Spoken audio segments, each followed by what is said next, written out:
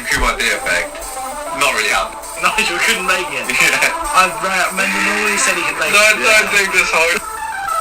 Phil, Predator guy, he's always managed to do well, but he is a shocking personality. You guys got a trophy? No. It was previous. Well, that's from Rashad Mendenhall. Hi, I'm a tight jack. I'm a fucking tight. Hello and welcome to another episode of the LOC Report, where we are happy to say we have no positive COVID results, and certainly none on your end, I would hope, co-host Chris. No, not at all. That's it.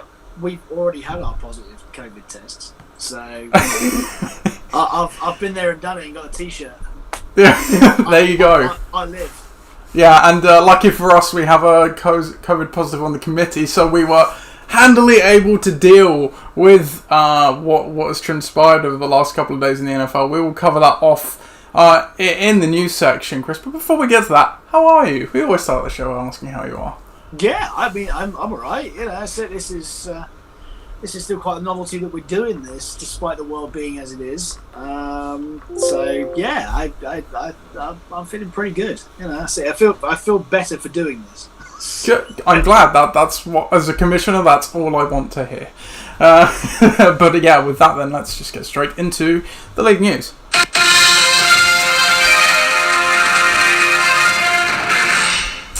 Yeah, so we'll start. I guess we'll start off with the more normal stuff. Then we'll circle back to the COVID part of it.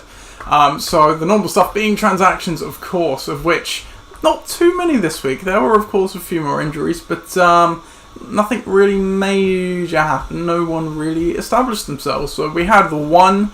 You always have the odd one, which was Justin Jefferson exploding on the weekend in the Minnesota game, and Pakistan, who we know the struggles they had prior to week 2. Oops, don't know what's going on there. So he dropped $42, which I believe is a season high, on Justin Jefferson, dropping Michael Pittman, yet another one of Pat's players who got injured. What do you make of it, Chris? It's ridiculous, isn't it? He's got so much bad luck. Yeah, I think that this is a really good pickup. It's too expensive because I don't think anyone would have actually paid that much for him. But this is a sort of an add out of necessity as one, out of one. At the beginning of the season, he was definitely one of the probably the 3 breakout candidates because they needed somebody in that. Yeah. That was playing the same position as he does, and he arguably was the best one coming out of college anyway. Yeah. So yeah, I think that he's going to do good things, provided he can't get injured. So it doesn't get injured, which does seem to have a rotten luck with this year. And yeah, I do think that's definitely a good ad, albeit for maybe twice the value that he should have gone for. Yeah, like you say, it's a warm body on Pat's team right now is better than nothing with how it's gone for him so far. But I think this is like you mentioned how the Vikings, even in recent seasons where they've supported Adam Thielen and Stephon Diggs, and that was when they were a defense-first running team, which they sure as hell ain't now. So I think this is actually a really good ad by Pat. Yes, I agree. Probably wouldn't have taken $42. Would have been interesting to know what the second bid was. I was toying with bidding 15, but ended up going 10 just for some insider knowledge through there. So from my point of view, but Pat wasn't exactly flush with budget to begin with either. So I know he made a couple of other claims. So I think he may have had around $70 left, but of course we get the additional funds, of which Pat will almost certainly be getting the 20. In fact, it's probably mathematically impossible for him not to at this point. So yeah, but I think a good ad for Pat, but yeah, we shall see. The next one we have then is Rex Burkhead by, I've used the initials FT, which is for Faulty Towers, but that's actually a very apt acronym for Ross's team, because you could just call it fantasy team like the Washington football team, and it pretty much just works. That's actually, I like that, yeah. So I think we'll roll with that in future when we can't remember his team name. Yeah. But Rex Burkhead for $15. He'd already dropped Marlon Mack, who he was still holding on to. Now this is a Ross move, if ever you've seen one. Obviously he was probably the highest scoring running back, maybe even the highest scoring free agent, non-quarterback wise anyway, on the free agency this week. So he spent $15 for that. What do you make of this one? I don't know whether this was a concerted effort to keep Cam away from any sort of rushing touchdowns or defenses in general. But yeah, I mean this could go one of two ways. I think that either he's going to be the goal line back for everything. He's just going to run through people and he's going to score 12 points a week, or he's going to do nothing. Knowing the Patriots, knowing how they've worked with running backs for some time, nobody really knows, do they? No. But is it worth a little bit to find out and to have them on your side? For sure, because it's something that obviously was quite effective doing last week, which doesn't mean that he can't do that in the future neither. But yeah, it's a risky play to week to week play, I think, without another week of similar sort of thing happening. Yeah, you've got to look at it that obviously James White still wasn't playing at the time because of the unfortunate event that happened in his family. And not only that, Damian Harris is now coming back off of IR. So both of those guys coming back to go with Sony Michel, who was already there. And I assume JJ Taylor will stick around on the roster, but he could end up going down to the practice squad or something. So yeah, you kind of hinted at it. It does feel like a bit of a one-hit wonder week last week. Like you say, Cam is also, much like we've seen in Buffalo, is a good example, or even in Baltimore, where those rushing quarterbacks just take away even more value from a running back. So if you're in a committee, it makes it even less valuable. But the one saving grace, I will say, this is the exact kind of roster move that would just randomly work out. It just has that random kind of feel, so I suppose we'll see. But yeah, colour us skeptical, I think, is the way to summarise that.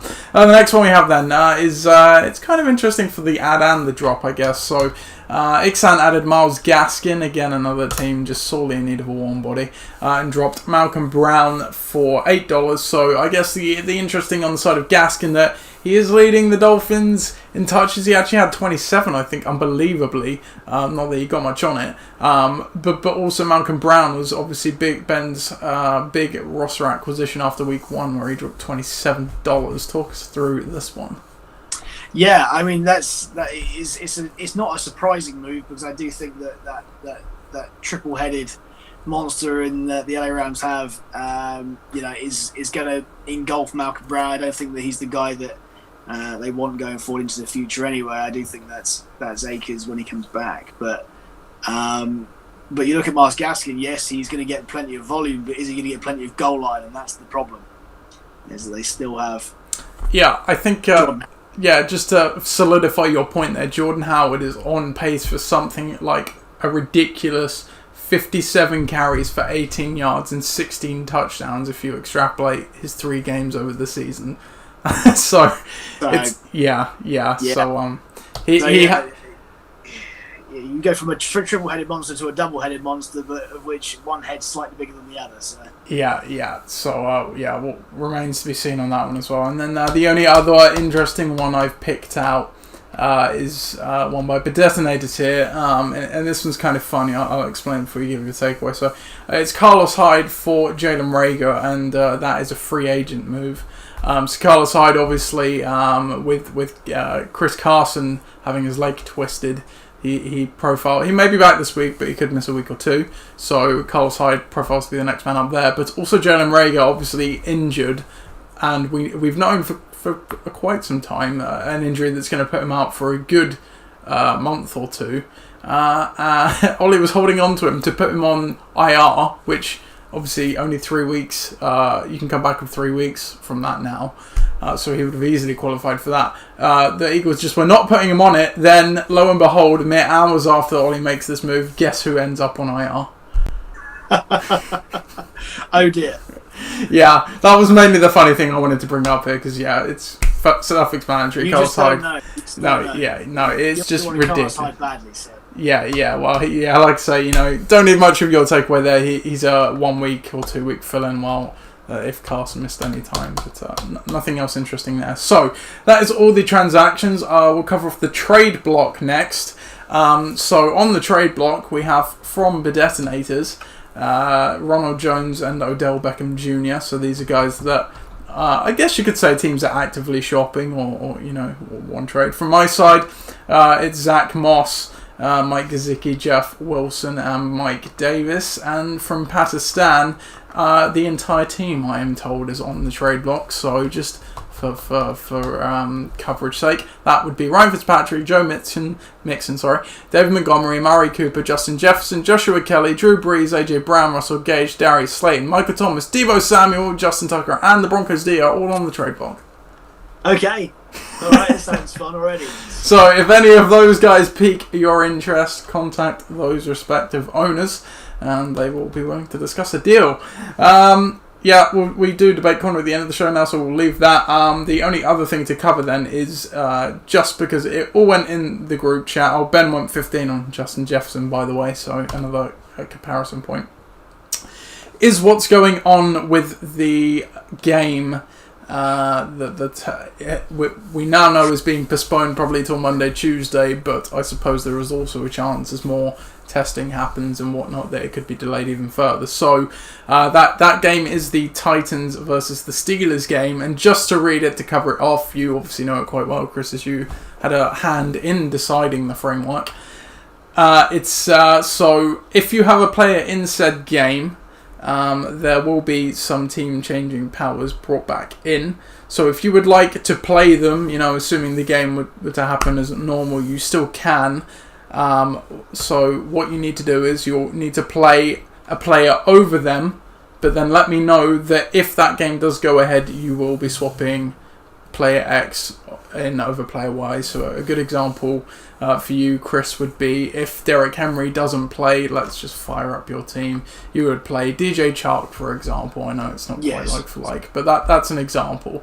So DJ Chark would play, who would be in your roster for game day, and then if the game goes ahead as planned this week, Derrick Henry would then be swapped in after the fact for DJ Chark. This cannot be changed once you have submitted it.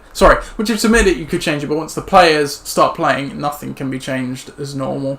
So it still requires early notification, and if the game doesn't happen, DJ Chark would obviously stay in the roster as normal. Normal injury-related stuff applies, so if Derrick Henry had an injury going into that game, and the game went ahead but he didn't play because of said injury, you would be stuck playing him, because in that scenario you notified me. But if he tested positive for COVID, for example, between obviously the Sunday games happening and whenever that game would play, obviously he wouldn't be playing. DJ Chark would remain in the lineup. So hopefully that's relatively clear. And then just as an added on, well, what if I have a kicker or a defense, as you aren't likely to have a backup for that? You can drop said kicker or defense, but let me know beforehand who you're picking up and playing over and saying you want them to be hands off. So your drops, again, we can use you as an example, Chris. You can drop the Steelers D, pick up another D. If the Steelers game goes ahead, I will swap in the Steelers D from free agency to your roster over said player. If it doesn't, you'll play whatever DST you obviously chose, and then the roster move will be reverted after the week is over, basically, but before waivers would run. So no one's left in the lurch. You don't have to make a tough decision of dropping a player that you would have held otherwise, because it's not really fair due to the nature of the situation. So obviously you understand it quite well, Chris, so you probably don't have any questions on it, but as I say, if you do have any questions, just message into the chat. But likewise, letting me know is absolutely essential in this, because if you don't, nothing can be done to help you. For example, Ben has already issued a hands-off on Steven Gostkowski. He has added Rodrigo Blankenship, so he will be playing Rodrigo Blankenship. If the game goes ahead, Gostkowski will play. If it doesn't, Rodrigo Blankenship will still be in his lineup, and at the end of the week, he will get Gostkowski back for Blankenship. So that's that. That's a lot of listening Simple. for you, Chris. Let's get you doing some talking, shall we? And going straight into the Week 3 recap, which was... oops, didn't mean to go back there. You talk about going into a week where you're 0-2, face staring 0-3 in the face. It's what you could call a cornered animal game. You know, when you corner an animal and their back gets up and you have to kind of fight or not. We have the other side of it where we had a few undefeated teams still flying high, and it was also the first divisional week, of course. So we had an interesting one for the marquee matchup, which is this one. It was the Tuckfards against the Detonators. The old rivalry happens again in Week 3. It's the Tuckfards against the Detonators. The Corona Bowl 5 rematch, the one that Phil traditionally dominates, but Ollie, of course, won the one that mattered. But he didn't win this time, despite going for the ultimate troll. That's not what cost him, as he fell 122 to 106. Looking down the lineup, really, if we bring that chart back, you will see it was a Monday night comeback from the Tuckfards, courtesy of Patrick Mahomes with 48 points. And the other players that played a part in this game, Devin Singletary, 12 points. DeAndre Hopkins, 14, and Juju Smith-Schuster with 13. And we can't forget about Mason Crosby in the Sunday night game. He got 16. What a game for a kicker. On the other side for the Detonators, Clyde Edwards-Helaire tried to stave off the comeback, but couldn't do enough. He only got 13. Calvin Ridley got 12. James Robinson had a great Thursday with 25. The Troll was looking good early, and the Colts D, well, what a wave ad that was. This wouldn't have even been a contest without their 30 points. Minshew did somewhat let them down. However, even if they played Watson, they wouldn't have won the game anyway. So the Detonators now fall to 1-2. They are on a 2-game slide. The Tuckfards are 2-1, and the history of this matchup is now even more in favour of the Tuckfards, as if it wasn't already. 11-4 all time against the Detonators. Chris, your 2-minute takeaway from our marquee matchup. Absolutely, this was a bit of a beatdown. I have to say that without the 30 points of the Colts D, this, as you quite rightly say, this would not have been a contest, and I think that smooths over an awful lot of deficiencies on the other side. You look at the top three, you think, well, if he'd have just played Deshaun Watson, then I think I might not be saying this, but yes, he went for the troll, didn't work out. To be fair, the Robinson did work out, and that was great play. Unexpected, possibly. But yeah, there's a lot of misfiring in there going on.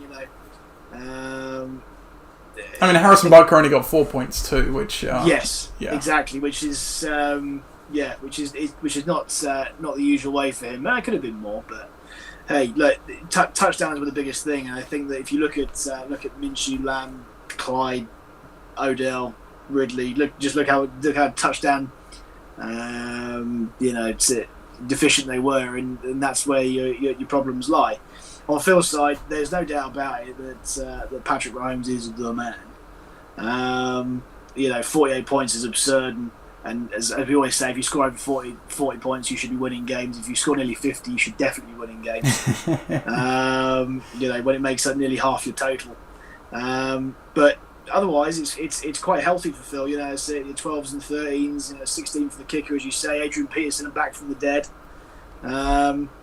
Even the Ravens D scored 8 despite getting shat on for most of the game. So saved by the return touchdown. But yeah, very much so. So the one thing that I will say though is that that Mark Ingram might have been the man for him for a few years, but I think it's time to drop him. That backfield is. It's a mess. But fantasy wise, anyway, not in real life. It's a stud backfield in real life, but for this, it's so diluted. So yeah, good win for Phil, but I think that the Colts have really sped on his blushes there. Yeah, for sure. Our next game then was Pakistan against You Are Gold. Cornered animal game for Pakistan as they were 0-2 entering this one. Meanwhile, UR Gold had just picked up a win, their first win of the season the week prior. Their winning ways continued, albeit they sputtered a bit, 86 points, but Pat's woes continue as he only posted 53. Looking at UR Gold's team, Kyler Murray had another scintillating day, 26 points. Nick Chubb turned up big time too for 23. Nothing else to speak of really though on our Ollie side. For Pat, only Ryan Tannehill topped 10 points, and even then he only got 12. Nobody else getting above that, so just another torrid day. The starters didn't get injured for once, which is a positive for Pat, but probably one of the few positives he could take from that. The history of this matchup is now, we've got cash for gold there, 4-2 in favour of Coach Garden. Yeah, look, I'm not going to lie and say this is probably the most underwhelming game of the week. There's not a lot of life on both sides, but for Pat, he must feel absolutely gutted that this was the week that he dropped Drew Brees. 30 points on your bench. Wouldn't have made a difference in the game at least. Not at all. But I think just for morale, that's it. That was the pick. However, across the rest of his team, that's it. It's flatlining. I think it's dead. It might even be gone. At the beginning of the season, I really tired this team because I love the receiving core, but the receiving core has been decimated. I liked the upside of Mixon and Montgomery. That appears to have gone. So any hope that I once had has been extinguished, I'm afraid. Which is that's not all Pat's fault. No, it's very much not Pat's fault. It's certainly the world conspiring against him, which is not ideal. We've all been there. You and I have both been there. Yeah, it's difficult to get out of the slump, but when you do, it does feel good. So one day. On the other side, it's much the same. I mean, apart from the fact that he's got a couple of star names that have really bailed him out, and I think that you look at Nick Chubb, and he does appear to be. The Nick Chubb of last year. You look at Kyler Murray, who appears to be having a bit of a breakout year, especially for fantasy purposes. But the key thing really to look at is the bench. And, there's depth there. Anthony Miller's been sneaky good all year on that bench. Yeah. Especially with Nick Foles coming in now as well. You could absolutely. Think he'll only get better. More for that. Cooper Kupp's in there too, so I think there'll be much more opportunity to score. So I'm going to count this as a down week for you, our goal. Whilst Pat, man, I hope you get more luck soon. Pat just needs to get healthy. He gets Michael Thomas back, AJ Brown back, gets a good quarterback week. Even maybe Deebo Samuel can provide a spark off that reserve spot. It's not, 0-3. It's you can come back from it. It's not the dead. Oh, but we've seen it. We've seen Ollie win from there. So yeah, exactly. So but yeah, until that happens, as you say, it's going to be a few more probably tough weeks ahead for Pat. Yeah. Our next game then, it was Ixan against Ford Flyers. The Friendship Bowl and Corona Bowl 11 rematch happened in week 3 between Ixan and Ford Flyers. It's a storied game, one that was traditionally one-sided, and as we all know, history doesn't lie, and it didn't again here, as Chris took this one 94-76. Looking down the lineups, Lamar Jackson did enough. He got 16 for Ford Flyers. Derrick Henry and James Conner were really the engines of this victory, though, as they got 25 and 21 respectively. Steelers D chipping in 11 as well. On the other side for Ixan, Dak Prescott got 33, and the Patriots defense got 16, but outside of that, nothing doing. Injury woes continue. Chris Carson and John Brown both left their games with injury, but even if they'd stayed in, it probably wouldn't have made the difference. Ixan now fall to 2-1. Meanwhile, Chris picks up his first win of the season, now 1-2. The history of this matchup, didn't want to do that, is very one-sided in your favour, Chris. It is 11-4 to you all time. Yeah, that doesn't happen very often, let me tell you. This just seems to be one that works. Look, I'm not going to lie here. For many years, I've always wanted a team like this, but I never actually have had one, and now I have. it. And yeah, I've got a Trinity team where at the top, the top 3 positions are what counts. I've never had one. Yeah, and this is on a down week for a lot of guys. I mean, you look at it here and you just think, Lamar scoring 60 is not going to happen every week. No, yeah. Henry and Connor aren't going to score 20 plus every week either. No, yeah. And Deontay Johnson, to your credit as well, did leave the game with a concussion. He did get concussed, you're right. If I put someone else on the bench, there's some solid guys on the bench, but nothing really to write home about too much. So yeah, it's a reasonably solid 90-point game, albeit one where you had to rely on some star names to bail me out of the ship. But hey, it's happened. So but underrated player of the year, loving Terry McLaurin there. Every week you can rely on him for some decent yardage and a touchdown. And this week was some decent yardage, so happy with that. On the other side, yeah, I mean, Ben's other side is not good, not great reading by any means. I mean, yes, the injuries are unfortunate, particularly Chris Carson. I thought that he was going to be dangerous in that game. So likewise with John Brown, to be honest. Every time I saw Cole Beasley just pick a ball up, I thought that could have been him. But yeah, it's rotten luck for Ben, and I think a rebuild needs to happen to make sure he's not dead in the water with Pat. And the problem is that unlike Pat, when you look on the bench, is that there's going to be some guys who are going to bail him out. Well, that's it. Really, you wait looking on McCaffrey and Mostert to do that, but it's going to be some time before that happens, I think. So yeah, it's this point of the year where he needs to stabilise and hope he gets some sneaky wins. But yeah, that could be quite difficult with what he's got.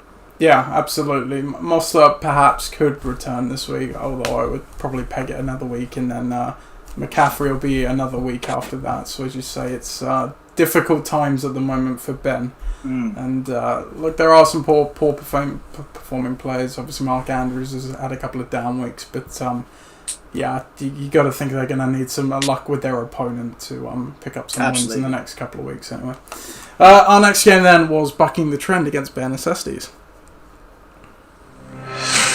The 2-0 bucking the trend side faced off against Bare Necessities, a team hot off a win on their own, chasing up in the division, and Bare Necessities did cap it 101-89. Looking down the lineups, Josh Allen is continuing his absolute tear through 3 weeks. He got another 39 points to add on to his season total. Dalvin Cook got 24. Jonathan Taylor got 12, and not much else there for Bare Necessities, but it was enough because for bucking the trend, Matt Ryan didn't quite fire this week. He only got 13. Tyreek Hill tried to stage some late game heroics, but couldn't quite pull it off with 16. DK Metcalf once again just has one massive touchdown for 15 points, but it was perhaps the touchdown he didn't get that bucking the trend will be ruining. It wasn't quite the difference though, and the Buccaneers defense got 22, but yeah, first loss for bucking the trend, still a good score, and a nice win for Bare Necessities. The history of this matchup is now 1-1 all time. First loss for Mike, Chris. It's yeah, I mean it certainly is, and I think that it's one that can be attributed entirely to his QB. If I'm honest, that's that's the difference between the two in this game. I think is that pretty much everything else balances itself out. But Josh Allen's just the man, isn't he? He's been pretty good. He's been pretty good so far, and I think that he's going to be continuing to do very well all year. They're a very solid football team, that Bills team this year, and he's the bedrock behind it. So yeah, Dave's certainly got himself a stud there. That's it, and that's the key thing really. He's just holding on to some key picks. Dalvin Cook, he was a beast at the weekend, no doubt about that. But for all the points that he gained, Mike picked the right D, and so there was only 2 points in it. So so you say Metcalf's been great for Mike. Jonathan Taylor's been pretty good for your old man as well. So it's again, that's it. The differences between the two, aren't that much, and I think that some guys like, let's say, Kelsey will have better days, and Hilton will have better days, and certainly Josh Jacobs will have better days. So we've seen where these two teams can be. Just this particular week, they were nowhere near it, except Josh Allen, who was. Yep. that's pretty much all the story of this game. So, better weeks ahead for bucking the trend. But can I just say, though, your dad's bench is absolutely stacked. Yeah, I mean, Alan Lazard in a game without Devontae Adams, but yeah, great game nonetheless. And Darrell Henderson, who at least for the near term seems to be the workhorse or the leader of the committee for the Rams. Sure is. So yeah, looking good on that front. So we'll go to our next game then. It is the Dream Team against 40 Towers. The battle of two 2-0 teams happened in week 2. Only one would emerge victorious between the Dream Team and 40 Towers, and it was the Dream Team in a very entertaining game, probably one of the games of the season so far. 125 to 119 for Viv's team. Russ still cooking. He is Danger Russ with 47 points. David Johnson got 11 and Ezekiel Elliott got 12. And that keeps going. Chris Godwin got 12 despite injuring his hamstring. Kareem Hunt got 12. Oh, what the hell. Matt Brady got 14 and the Niners D got 16 too on the to their big week. On the other side, not a bad week by any means for Ross. Third highest score on the week, but just unfortunate to face Viv. Aaron Rodgers got 31. Alvin Kamara got 32. Mike Evans got 12. Stephon Diggs got 11. Aaron Jones got 15. And the Chiefs D got 11, surprisingly, I might add. But it is a loss all the same for Ross. The history of this matchup all time now is 4-3 in favour of the Dream Team.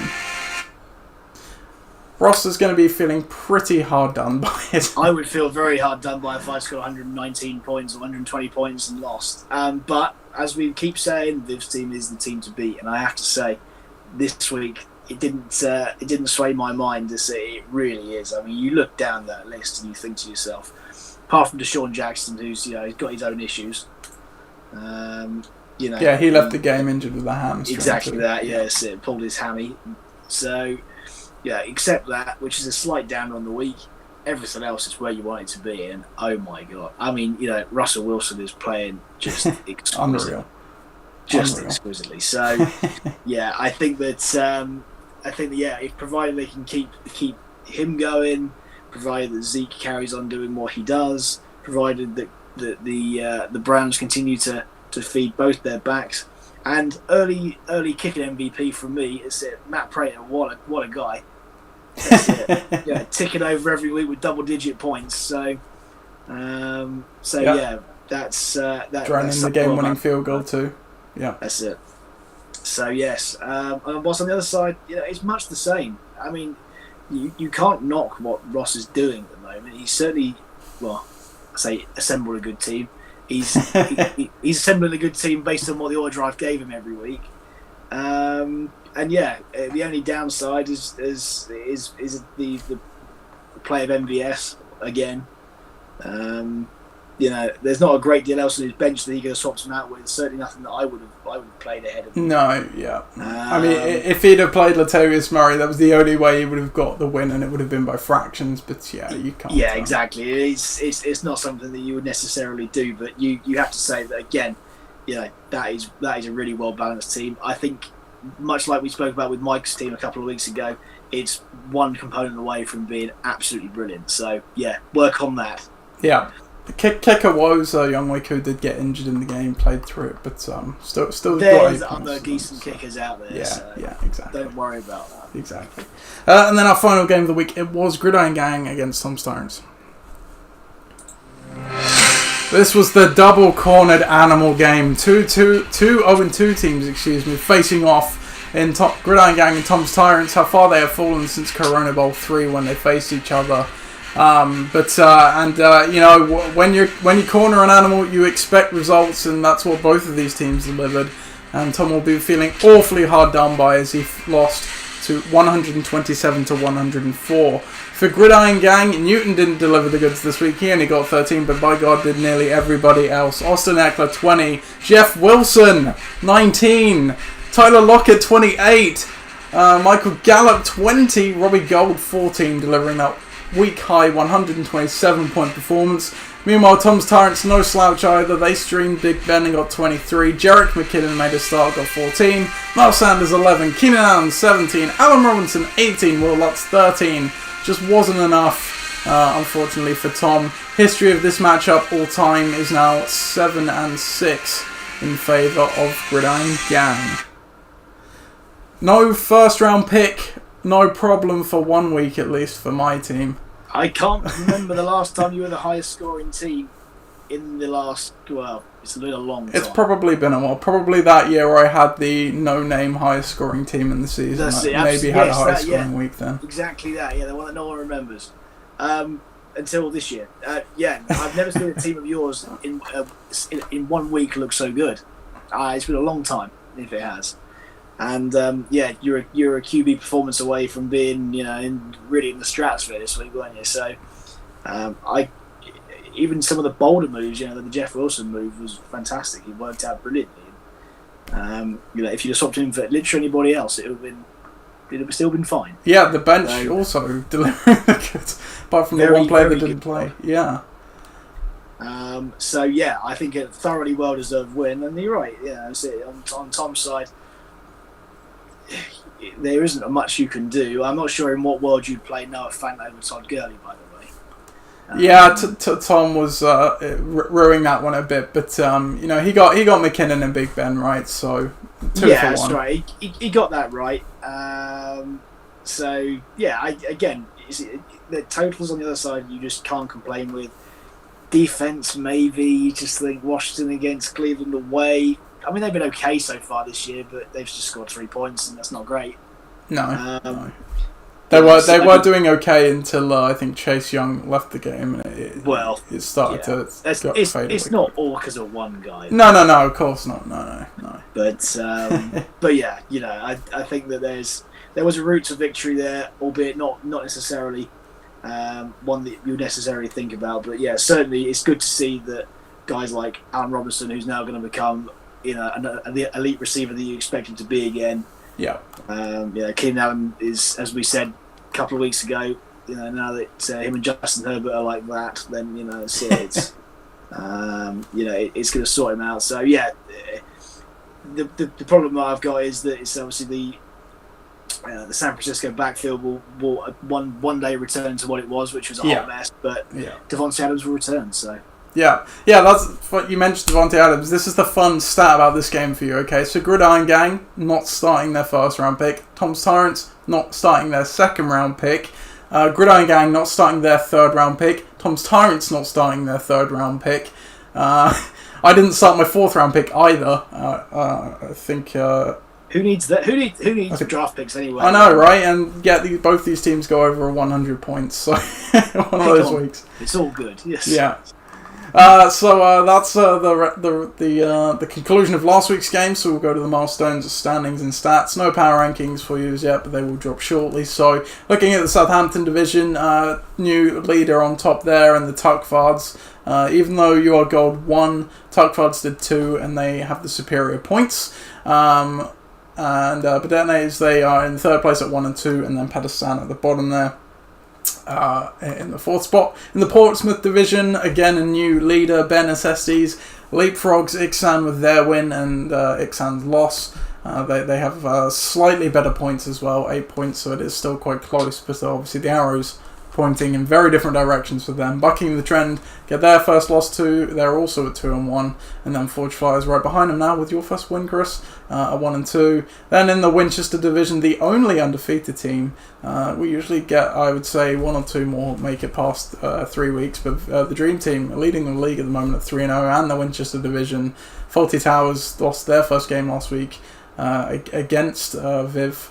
Gridiron Gang pick up their first win. They are now in third, with Tom's Tyrants also at 0-3 in the bottom there. We go to the breakdown. As you say, Viv's team, the team to beat, and the breakdown stat supports that. Another 10 and 1 week, 26 and 7 to start the year.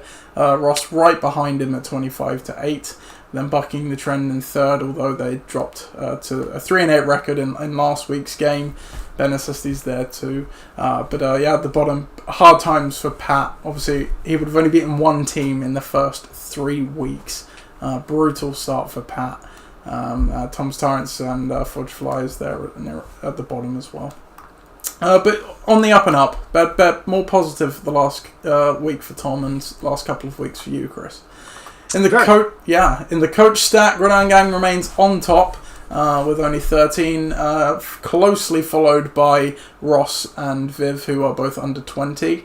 Bucking the trend, chipping about 25. It drops off from there, from 5th position to 9th. It's between 38 and 50, and then you've got You Are Gold 55 at the bottom. Pakistan 58, so maybe there is a bit of hope for Pat. And Bed Detonators at the bottom there with 61, so quite a lot. 20 points a week on your bench, average through the first bit of the season. And then the true rankings, pretty much as you would expect. Viv on top, Ross closely behind, and then really it's bucking the trend, Ben Necessities and Ixan in the mix there. And you kind of, probably the surprising one I guess would be the Tuckfarts being as low as they are, given they're leading their division. But I don't think at this stage you can probably argue with much else there. If we go to the milestones, let's see if we've got any nice round numbers for you on the all-time statistics. If the sheet will load, there we go. So looking all-time, no round numbers in the win column, no new round numbers in the loss column. Regular season, Viv notched his 70th regular season win, so congrats, Viv. Huge, yep. And nothing else. So that is the only milestone we have for week 3 of the season. So we'll just motor straight on then into the week 4 games, Chris. Let's take a look at the slate. We've got Gridiron Gang against the Dream Team, undefeated. Still, Pakistan against the Detonators. You Are Gold against the Tuckfarts. Bucking the Trend against Forge Flyers. Ixan against Ben Necessities. Tom's Tyrants against Faulty Towers. We have some interesting games. Tuckfarts and You Are Gold is a battle for the top of the Southampton division, as is Ixan versus Bare Necessities. But obviously, if Mike beats you as well, he's also, if he has good points, could take a lead over there as well. We have the 2 0-3 teams, Pakistan facing off against the Detonators, who are right above them, and Tom's Tyrants facing off against Ross's team. Quite a lot of interesting things going around. What jumps out to you?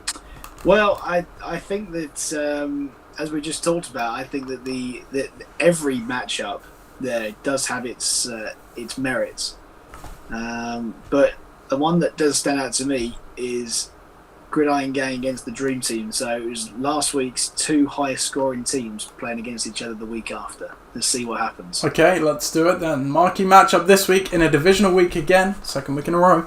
It's Gridiron Gang versus the Dream Team.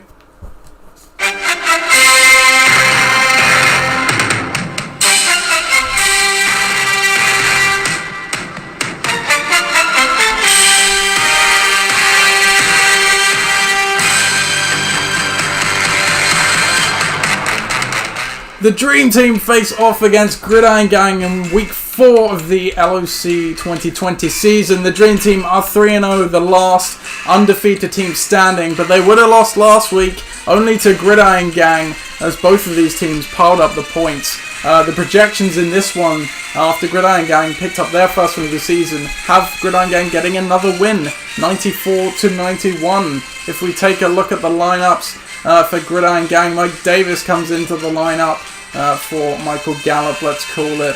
Will Fuller comes in for Mike Gazicki, and Robert Woods comes in for Jeff Wilson. On the other side of the ball for Viv, Scotty Miller comes into the lineup in favour of Chris Godwin. He is not expected to play the next couple of weeks with a hamstring injury. George Kittle should return though. Damian Harris will be coming off of the IR, I believe. Deshaun Jackson has a hamstring injury, unclear if he will play yet or not. The history of this matchup, all time is 7-4 in favour of the Dream Team. Chris, take away the game preview, please. Well, the reason why I picked this one is that I don't think that you're going to see the same heights this week as we did last week. And the reason why, and it's not necessarily from your team, Nath, actually, I think that your team is quite settled. I think that Viv's in real dire straits this week.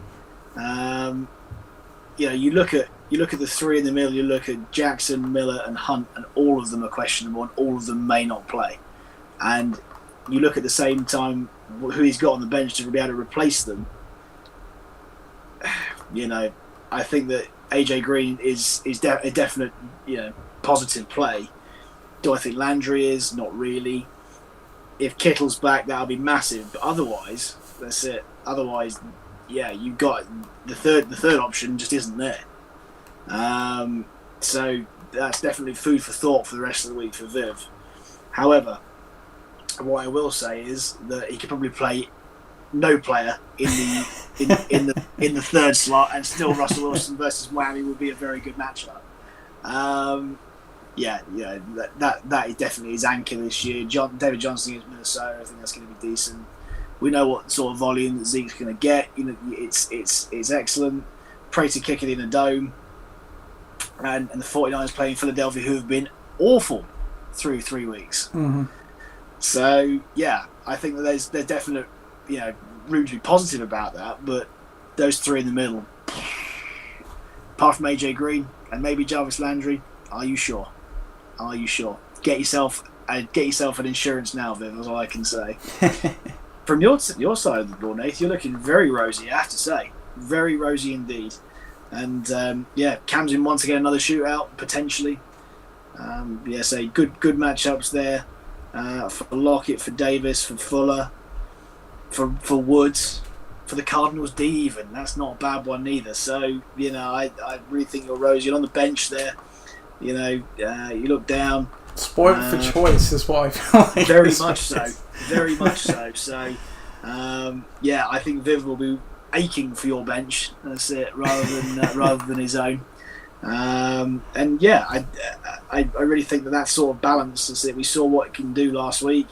We know that Tyler Lockett's a big target of Russell Wilson's, and he's going to negate that. So I think you're in the driving seat this week, mate. I really do. You can't really stop Viv. He's gone 3-0 first three, and he's looked pretty irresistible. That's it. I mean, he was beatable when I played him, arguably, but it's going to be his biggest challenge this week, I think, coming against you in form.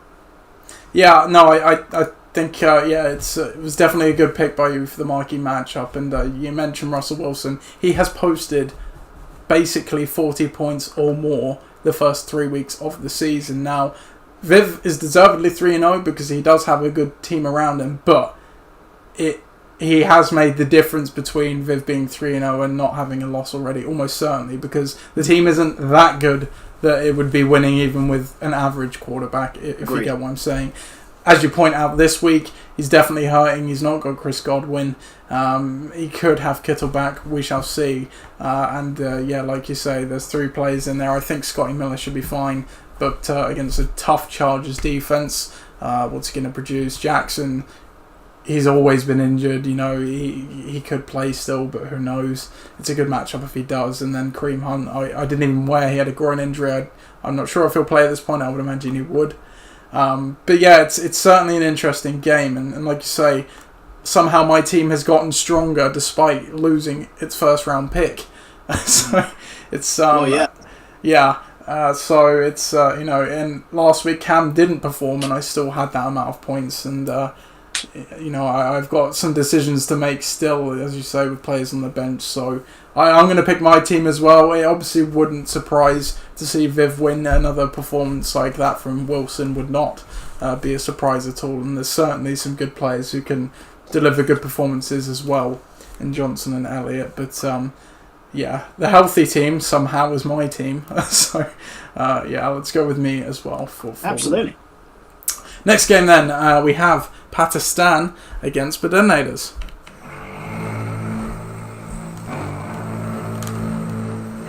Pakistan still searching for their first win. Bedenators are looking to get back on the horse after losing their last 2 projections, so they will. 92-87. Looking down the lineups.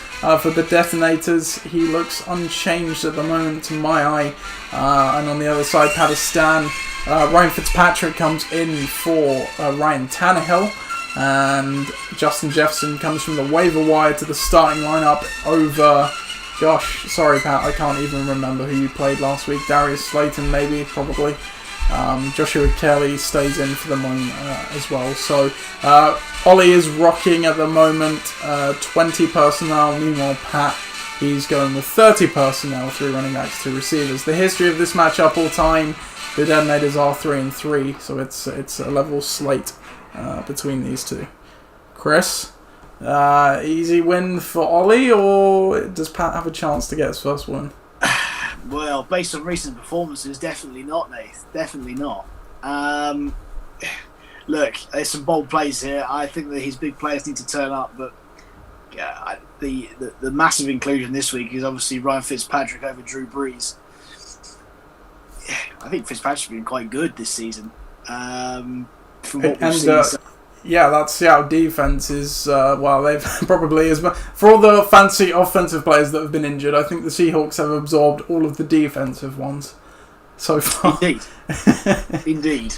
So, yeah, it's going to be good. I mean, don't get me wrong, both matchups are really good. I mean, Drew Brees against Detroit, in Detroit, it's good. But yeah, he's rolling with his guy, and I hope it works out for him. I think that Ollie's probably going to change his QB, though.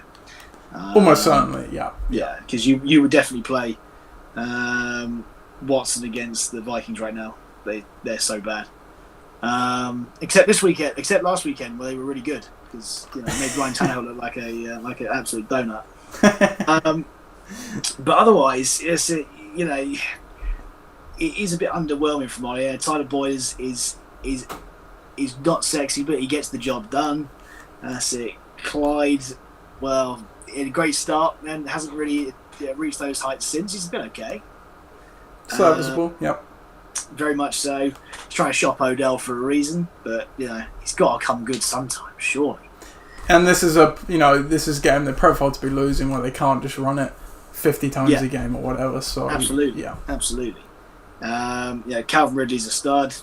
There's no doubt about that. Robinson's been surprising, and the Colts D, they were good last week, but Chicago going to have the Foles effect this week. Mm-hmm.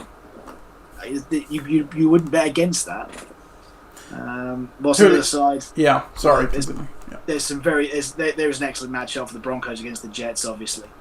But they're banged up too. Their defense has been sneaky dismantled. It doesn't matter against the Jets. I mean, I bet there are a few college defenses that could do all right against the Jets.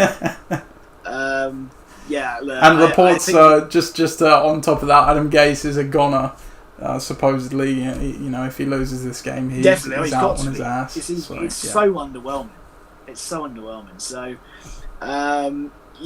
do I think that this is the week that Pat could turn it around? I think possibly yes, but he needs a lot of things to go his way and some big players who haven't performed for him so far to wake up and do so. And if Ollie changes his QB, then I would think that he's in the driving seat because he's got more. I don't know. Consistency maybe is the wrong word, but I think I know what I'm getting at. Is that I think more he's potential. got more players that are more likely to score 10 points than Pat does. Yeah. And you look at the bench as well. Let's not forget Julio Jones. He missed the game last weekend. He could return this weekend, although that is the Monday night game. So who knows? Also picked up Carlos Hyde, which really a lot of these injury-starved teams, it's quite surprising he didn't get. As I said, he was a free agent. So. Absolutely, and he's done it. But he did it last year in Houston. He was great for me all year. He was a very, very decent stopgap for most of the year. So, there's no doubt that he'd be able to do the same sort of thing in Seattle. So, but I'm going to take Ollie's team just. Yeah, I'm taking Ollie's too. He's not been great, but he's been good.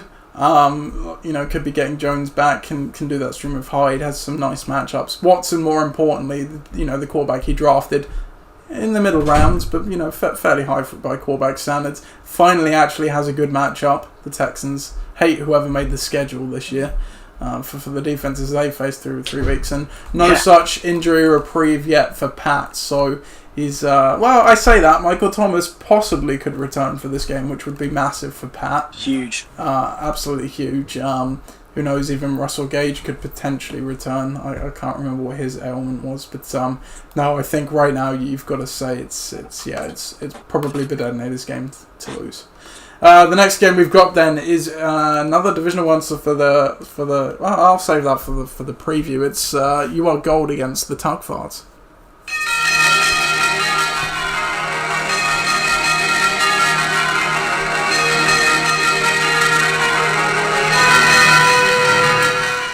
The battle for the Southampton division takes place between UR Gold and the Tuckfards, both 2-1. A win will put one in the lead over the other, both coming in off wins as well. The Tuckfards, however, projected to continue that streak.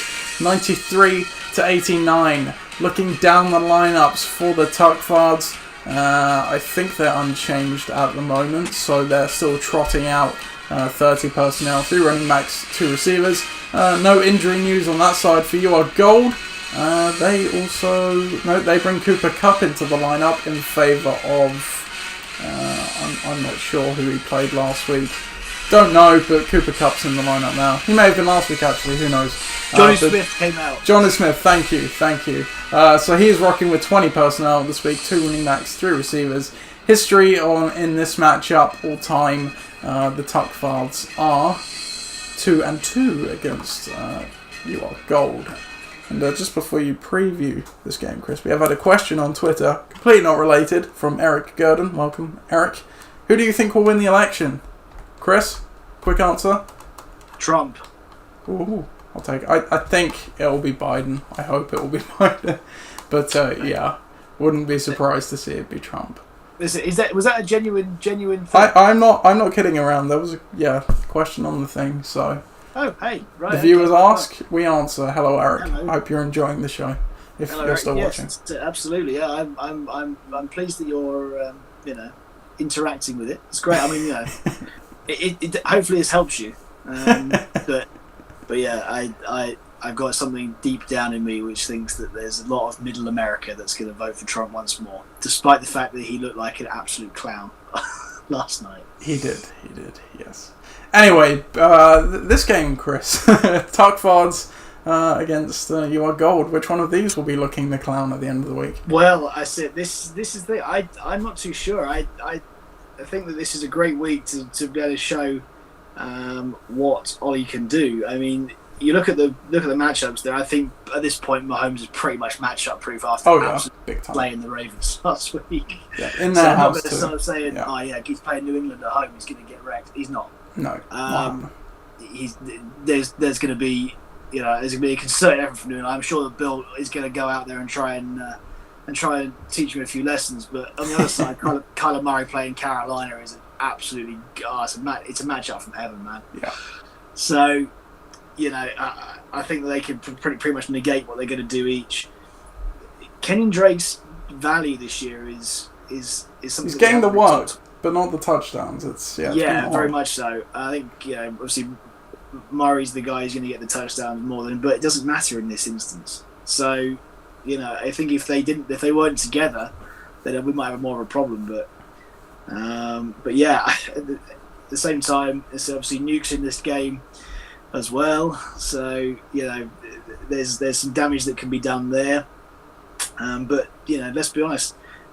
You look down Ollie Gardner's list right there. That's it. That is brilliant. That is a very dangerous list. Of players there, and bringing in Cooper Kupp against the Giants, who've been woeful as well, isn't going to hurt. You look at Phil's team. It's it. There's components I do like, which is obviously Mahomes. I like Hopkins. I like Smith-Schuster. Even though they're playing away this week, which we all know for some reason Big Ben doesn't seem to like.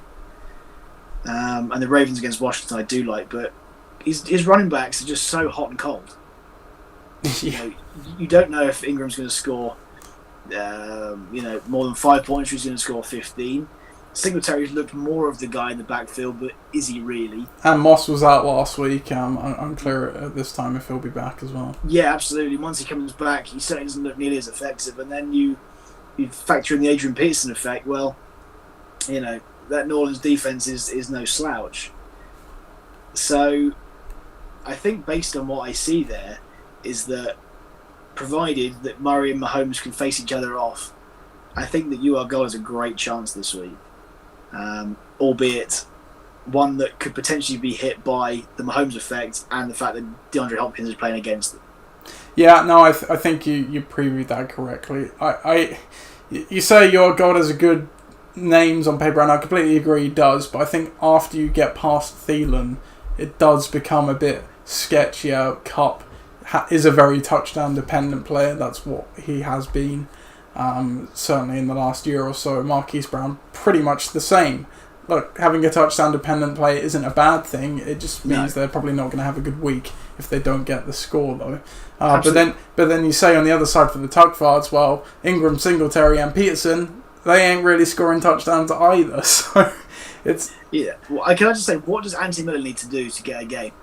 Because he's been great so far. He's been sneaky good. I know, Hollywood Brown's probably the guy, the flashy play, but this week, Nick Foles' first game at home. Go Anthony Miller. Why not? Yeah, he's got the Bears defense too, which, I don't know they haven't been terrific, but neither has the Indy offense. But anyway, no, I agree with you. I think you are probably going to take this one. I can't see Mahomes going nuclear like he did again against the Ravens. I just don't think the Patriots will let that happen. That's not to say he won't have a good day. He still will have a good day. I completely agree with you there. But no, there's more to like, I think, for you, our gold. So yeah, I'll side with you on that one. Our next game then, I think we did call it the Waypoint Bowl, but that doesn't really work too well now that I play for Waypoint 2. So we're going to call this the Gold Star Bowl going forward. Yes. It is bucking the trend against Forge Flyers.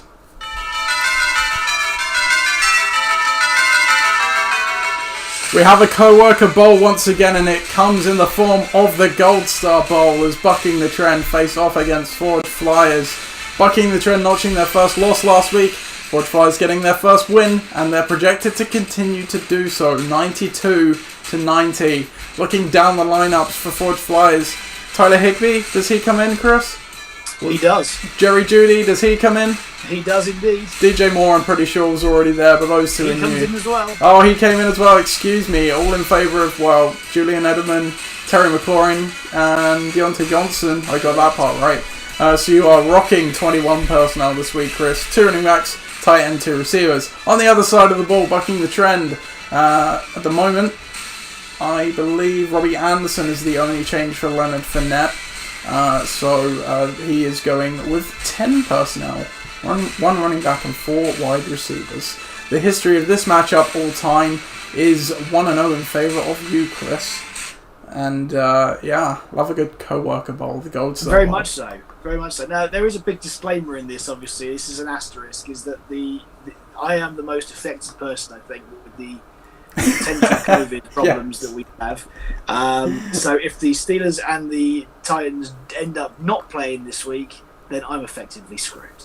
Because, my engine room, as it were, and my defense is then all out. Yeah.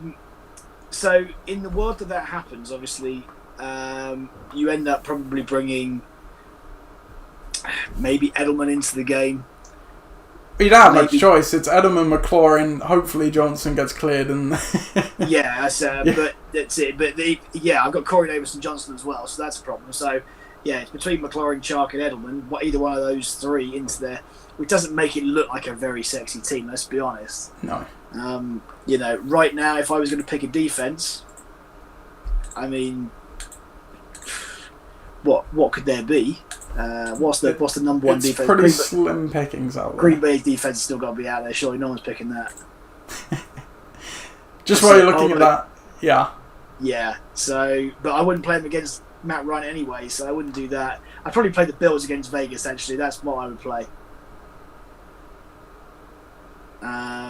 So bring them in. It's a bit of a middle. It's a middle of the road play. Again, that's it. Josh Jacobs could do me. So look, there are many ways here that you could think about. But if we look at the team as is right now, I've tried to play the matchups. I'm going to be honest, right here, right now. I'm trying to play the matchups this week. Obviously. I guess playing the defense against Derrick Henry maybe isn't the best call anyway, but we'll see. But with Higbee, Jeudy, and Moore, the thought is that all 3 of them are good matchups to play those 3 guys in, and everyone else just sort of what revolves around them.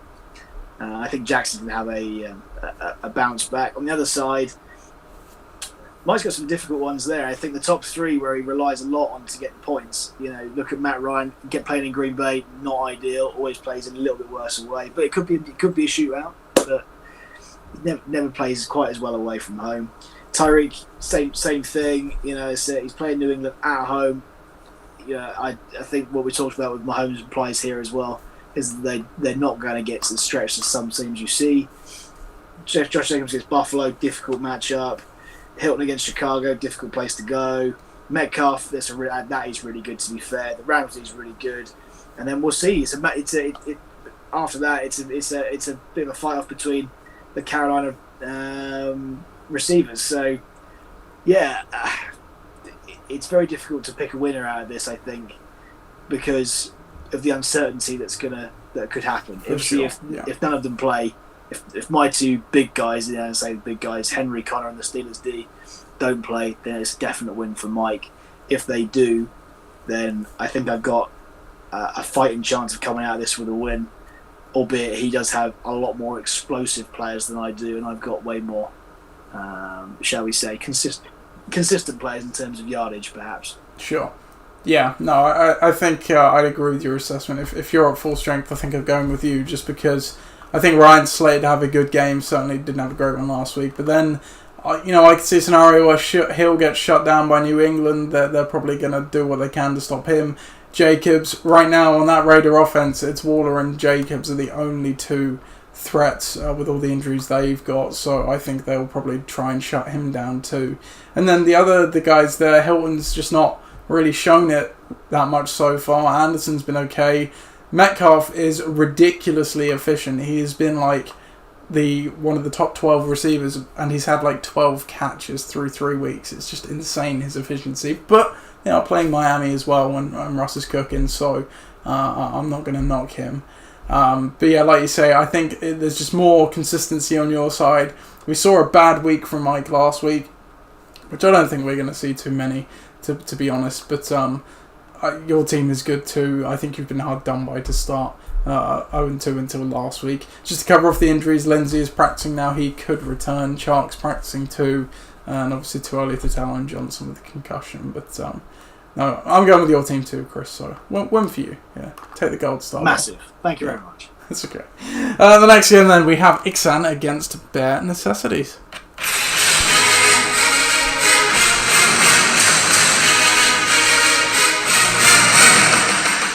It's a battle to stay on top in the Portsmouth division as Bare Necessities face off against Ixan. Bare Necessities on a 2-win hot streak. Meanwhile, Ixan dropped their first game of the year last week, and are probably going to do so, if anything, based on the projections. A whopping 99-66 projected in favour of Bare Necessities. And when you look down the lineups for Bare Necessities, I think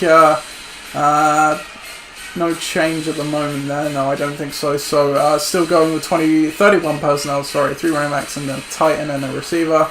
On that side for Ixan, excuse me, it is just desperate. There are 3 players that started the year on free agency in the team: Brian Hill, Naeem Hines and Myles Gaskin.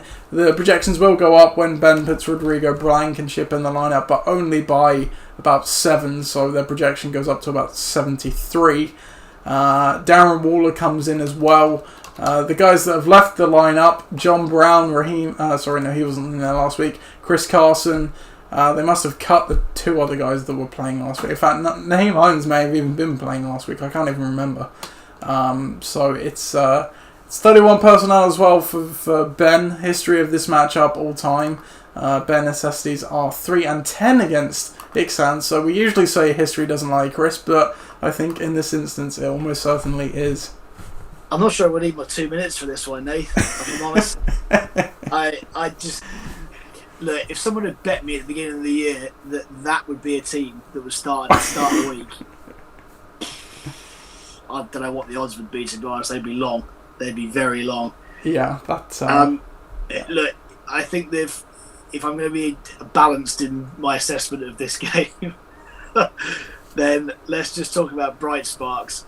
And there aren't many, because the bright sparks that you would expect to be there are Dak against Cleveland, which should go well. The Patriots D against Kansas City, which is not going to go well. It just can't. It just can't possibly go well. That's it. And Mark Andrews against the Washington football team at home, which has the potential to go well. But Possibly. other than that, Possibly. Yeah. am I feeling the love for Brian Hill against Green Bay? Am I feeling the love for 99s against the Bears away? For those of you listening back and not watching, Chris is shaking his head in No, fashion. I'm not. Do I feel Myles Gaskin is the guy to save Ben's year? I'm afraid not. So yeah, this is possibly one of the most ragtag bunch of players we've ever seen in any team. Yeah, it is desperate times. Jared Cook injured, unclear if he'll play. John Brown injured, unclear if he'll play. Raheem Mostert still injured, has an outside chance to come back, but probably won't. Chris Carson, mild knee sprain, possibly could play. Ben needs him to. And McCaffrey's still on IR. It's just biblical. It really is. And you look at where your old man's team is, and I have to say to you, anything with Josh Allen playing it right now is electric. And he's playing in Vegas, so absolutely where he's meant to be. And let's be honest, other than that, you don't need me to explain that Melvin Gordon, Dalvin Cook, Kelsey, Devontae Parker, Jonathan Taylor, the Saints D and Jason Myers are better than anything on that other side. So therefore, I think we know who's going to be winning this one. Yeah, I'm not even going to add on to that because, you've said it all really. The only other thing I'm going to add, Cam Akers still dealing with that rib injury. Not sure if he'll come back this week. And we forget as well that if your old man really had a problem, he just bring Alan Lazard and Darrell Henderson in, and just for a laugh, which is ridiculous. So, yeah. Well, even Darrell Henderson has to get in over one of those three running backs, so because you can't play him in that other spot. But that's it. So it's looking very rosy there. Yeah, indeed. And our final game of the week then, it is Tom's Tyrants against Faulty Towers.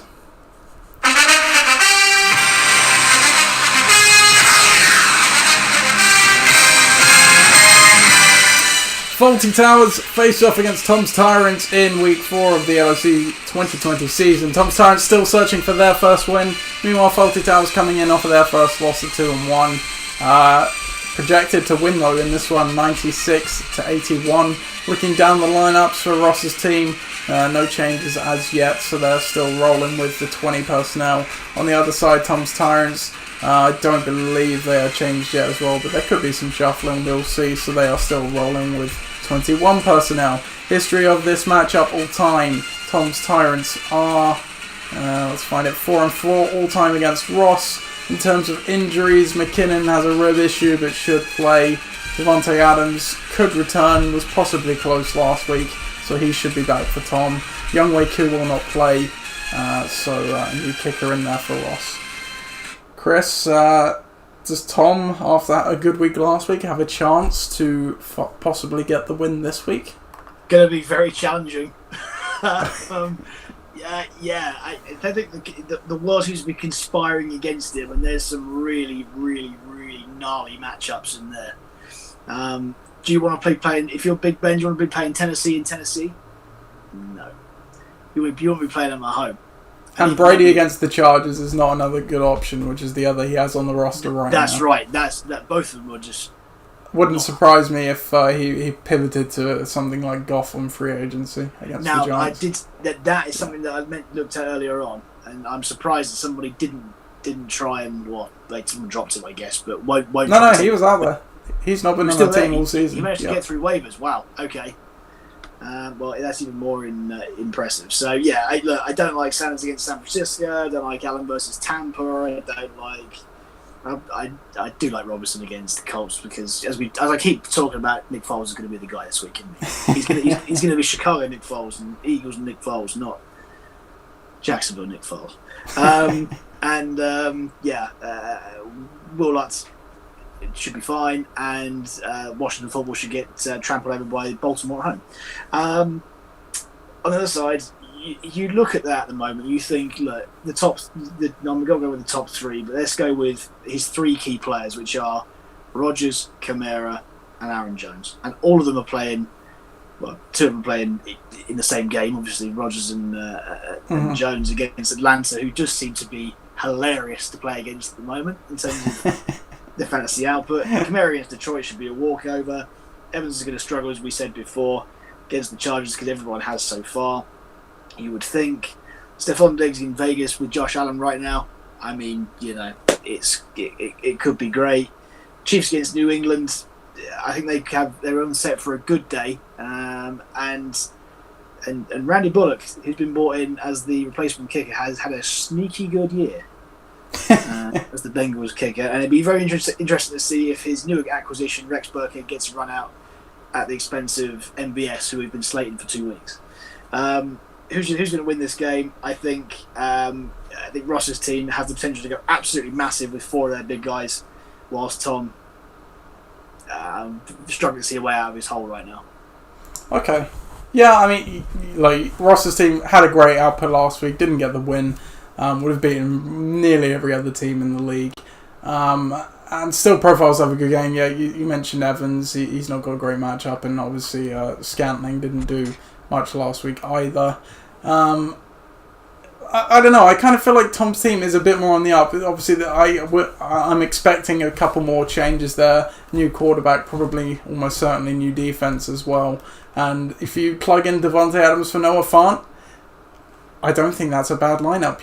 If you plug him in, I totally agree, but I don't see it right now. So. No, not really. Yeah, based on what's there right now, you have to go Faulty Towers, and I will pick Faulty Towers. Just because Ross has been one of the underrated, I think, teams to beat so far. But I could completely see a Tom's Tyrants winning this game.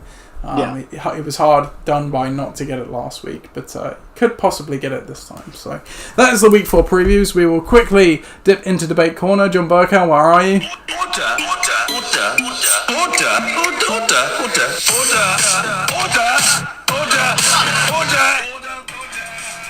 That's enough, John Bucket, thank you. You've already got us in the corner, you don't have to... Anyway. Oh, dear. So, for Debate Corner this week, I didn't read off the poll as well. Let's do the poll and then do Debate Corner. It's over here. So it is, which of the previously undefeated teams that lost in Week 3 are most likely to rebound with a win this week? Your options are Ixam bucking the trend and Faulty Towers. The votes are currently very one-sided, albeit only 3, but all of them for Faulty Towers. So. Yeah, I think they're probably right. I don't think Ixam's got a chance. No, Mike could. Mike very definitely could. I don't want him to, but he definitely could. I think if you're talking about likelihood, as the teams currently stand, then yes, Faulty Towers is the one. Indeed. Yeah, but there is definitely scope to see that Mike could win and win fairly convincingly, and there's absolutely no way Ben's winning. So no. So yeah, that's definitely the debate settled for me. Yeah, okay, but the actual Debate Corner topic we have is of the current division leaders, who is most likely to miss out on playoffs? So the current division leaders are the Tuckfards and Southampton division, 2-1. Ben Necessities in the Portsmouth division at 2-1, and the Dream Team 3-0 in Winchester. Which of those do you think is most likely to miss out on playoffs? That's a very interesting question. I think Viv's team's great. I've said that all year. Phil's doing what he usually does, which is streaking into a reasonably early lead. But in that division, I think that Ollie's got his problems. Pat's certainly got his problems. And You Are Gold could definitely compete this year with Phil. Ben Estes, I think, is the most solid team in our division. Obviously, Ben's team is the wheels literally fallen off the wagon at this point. Mike's is looking good. I'd say I think he's one component away and from being great. Obviously, he's very boom or bust with the nature of the receivers that he has. And my team is just is not a sexy team at all, is it? Let's be honest. It's got two decent running backs and a quarterback, and then everyone else. You've got the Holy Trinity. What more do you want? Just to chip it, I do. So I'm going to provide attention this year to get anywhere near where I want to be. I do think Viv's pretty much locked in down there for being competitive, albeit he does have you and Ross as his competition. I'm going to discount Tom for the time being because we know where he is. So I think that in terms of the competition that he's got, Viv's certainly got up against him. So let's say Viv, because I think everywhere else there is reasonably limited competition. Oh, wow. Okay. So in the division. That's interesting. So the team you like most, Viv, but yet the most likely you think to miss out on the playoffs. I think that he could potentially be most likely, because there's going to be two decent teams snapping at his heels. Sure, and I did predict actually in the 2020 the mock draft and 2020 predictions, mock draft review. Sorry, I predicted 2 wildcards would come from the Winchester division, and that's certainly looking like a strong possibility early doors. My pick is actually going to be the Tuckfards behind Mahomes and Nuke Hopkins.